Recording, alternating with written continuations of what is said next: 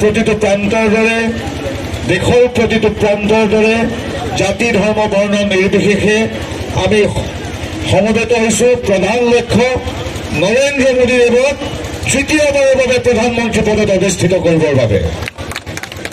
আমি আমাৰ মিত্ৰ দল অসম গণ পৰিষদৰ সন্মানীয় প্ৰাৰ্থী ফণীভূষণ চৌধুৰী দেৱক হাতীৰ চিনত ভোট দিম আৰু সেই হাতীৰ চিনত ভোট দিয়াৰ জৰিয়তে আমি নৰেন্দ্ৰ মোদীলৈ আমাৰ ঐতিহ্যমণ্ডিত বৰপেটা লোকসভাৰ ভোটটো আমাৰ ব্যক্তিগত ভোট সমষ্টিগত ভোটবিলাক প্ৰেৰণ কৰিম।